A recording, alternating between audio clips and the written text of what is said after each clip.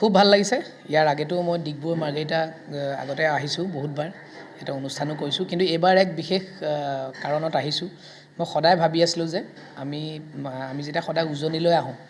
আমাৰ আটাইতকৈ মন ভাল লগা কাৰণটো হৈছে ইয়াৰ চাহ বাগিচাবোৰ গতিকে আমি যেতিয়া উজনিলৈ আহোঁ মই সদায় বহুত দিনৰ পৰা ভাবি আছিলোঁ যে অসমখনক যিহেতু মই যেতিয়া বাহিৰলৈ যাওঁ তেতিয়া প্ৰায় মই এই কথাটো অনুভৱ কৰোঁ যে অসমক কোনোবা এখন ৰেষ্টুৰেণ্টত গ'লেও আসাম টি সদায় থাকে বা অসমক গোটেই পৃথিৱীত অসমৰ চিনাকি বুলি ক'লে মানুহে কোনোবা বাহিৰৰ মানুহ লগ পালে ওকে আসাম চাই টি এনেকৈ কয় গতিকে মই সদায় ভাবি আছিলোঁ যে এটা গান কৰিম আচলতে অসমক যে চাহৰ কাৰণে গোটেই পৃথিৱীত চিনি পায় মানে সৌন্দৰ্যৰ ফালৰ পৰা হওক বা আমাৰ ঐতিহ্য বা চাহৰ ইতিহাসৰ ফালৰ পৰা হওক বা চাহৰ গুণগত মানদণ্ডৰ কাৰণে হওক আমাৰ তাৰ ওপৰত এটা গান নাই আজিলৈকে কোনো অসমীয়া গান নাই মই জনাত য'ত এই গোটেই কথাখিনি আছে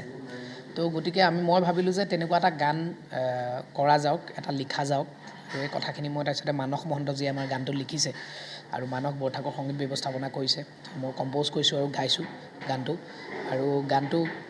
ভাবিলোঁ আমি উজনিতে শ্বুটিং কৰোঁ ডিগবৈত কৰিলোঁ পেঙেৰিত কৰিলোঁ এইফালে লিডুত কৰিলোঁ মাৰ্ঘেৰিটা এই গোটেই জেগাবিলাকত আমি লিডু বাগানতো কৰিলোঁগৈ ন সেইদিনা তো গতিকে বৰ ধুনীয়াকৈ আমাৰ গোটেই ধুনীয়াকৈ শ্বুটিং হৈ গ'ল আৰু আমাক ইয়াৰে যিখিনি লোকেল মানুহে আমাক বহুত সহায় কৰিছে এই গানটো কৰোঁতে আমাক বিশেষকৈ নত্যদাৰ তাত আমি থাকিলোঁ নত্যভূষণ সোণোৱাল তেওঁৰ তাত আমি থাকি পেলাই গোটেই শ্বুটিংটো কৰিলোঁ আৰু আমাৰ বুলবুল দা বাবুল আৰু আমাৰ টিংকু দাৰ পৰা আৰম্ভ কৰি আমাৰ বহুত আমাৰ মুন গতিকে গোটেই সাগৰিকা চবেই আমাক বহুত সহায় কৰিলে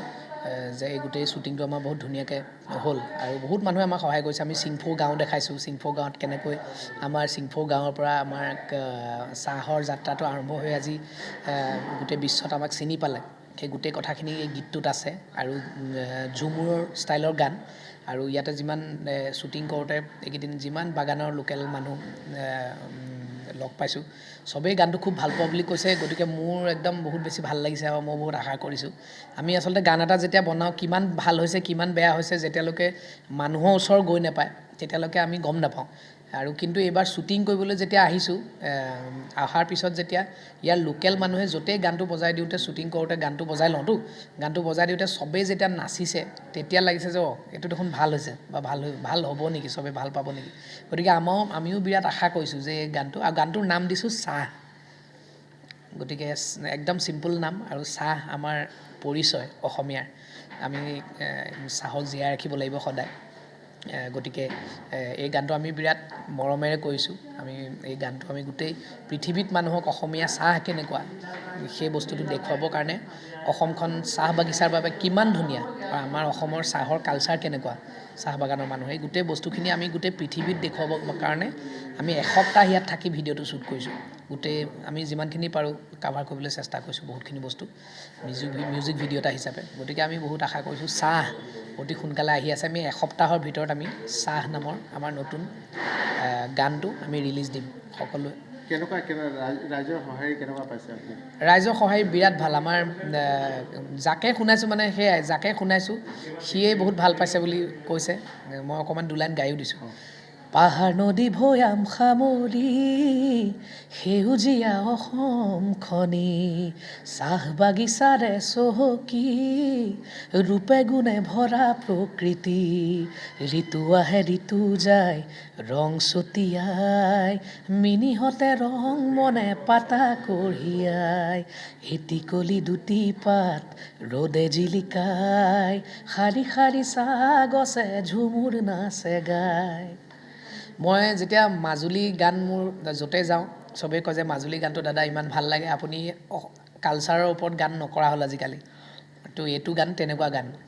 গতিকে চবেই ভাল পাব বুলি আশা কৰিছোঁ কেতিয়া উপভোগ কৰিব পাৰিব আমি এসপ্তাহৰ ভিতৰত ৰাইজলৈ গানটো উলিয়াই দিম বুলি আমি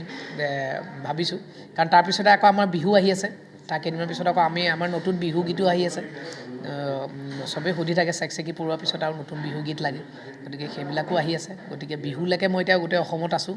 গতিকে আমি নতুন বহুত কিবা কিবি কাম কৰি যাম সেইটোতো হয় যে ফাষ্ট ট্ৰেক কোৰ্টখন বহুত আগতে প্ৰথমতে তেনেকৈয়ে আৰম্ভ হ'ব লাগিছিল কাৰণ মানুহজন হৈছে জুবিন গাৰ্গ হয়নে নহয় আৰু গতিকে আমি সেইটোত আচলতে খুবেই দুখ পাইছোঁ আৰু কিবা কিবি টেকনিকেল কাৰণ থাকিব পাৰে সেইখিনি আমি নাজানো কিন্তু আমি আশা কৰিছিলোঁ যে আমাৰ আজি 5 মাহ হৈ গ'ল হয় নহয় 5 মাহ হৈ গ'ল এতিয়া 5 মাহৰ পিছত ফাষ্ট ট্ৰেক কোৰ্টখন আৰম্ভ হৈছে সেইটো খুবেই লাজৰ কথা আৰু তেনেকৈ হ'লে উকিলবিলাকে যে কৈ আছে যে 20 বছৰ লাগিব ন্যায় পাবলৈ আৰু চাৰ্জশ্বিটখন কিবা 12,000 পৃষ্ঠাৰ চাৰ্জশ্বিট হ'ল আৰু আজি সিদ্ধাৰ্থৰ কিবা এটা বটলিং প্লাণ্ট আছে নেকি সেইটো আকৌ খুলি দিবলৈ আদালতে মানে আদেশ দিছে তো গতিকে উপযুক্ত চাগে সাক্ষী নাপালে বা প্ৰমাণ পত্ৰ একো নাপালে গতিকে ইমান যদি লুপ হোলছ আছে যদি আগৰ পৰা সবেই চিঞৰি আছিলে যে চাৰ্জশ্বিটখন পানী নসৰকা হ'ব লাগিব এতিয়া পানী নসৰকা হোৱা নাই নিচিনা লাগিছে দেখোন গতিকে সেইটো বৰ দুখৰ কথা এনেকৈ হ'লে জুবিন গাৰ্গে ন্যায় পাব নাপাব মই নাজানো আৰু মই নাজানো আৰু মোৰ একোৰে ওপৰত বিশ্বাস নাই একোৰে ওপৰত আস্থা নাই মই সেইটো কাৰণে আজিকালি ন্যায় লাগাকৈ নিচিঞৰা হ'লোঁ কাৰণ মই এতিয়া ভাবিছোঁ যে জুবিন দা আমাৰ কাৰণে যিহেতু ভগৱান আছিল ঈশ্বৰ পুত্ৰ বুলি যদি আমি কৈছোঁ ভগৱানে দিব ন্যায় আৰু মই ভাবোঁ যে সময়ে ন্যায় দিবই কোনো মানুহ এই পৃথিৱীত বেয়া কাম কৰি সাৰি যোৱা নাই জুবিন গাৰ্গৰ নিচিনা এজন সত্তাক যদি অকালতে মৃত্যু যাৰ বাবে হ'ল তেওঁ কেতিয়াও সাৰি নাযায় কেতিয়াও সাৰি নাযায় মই ভাবোঁ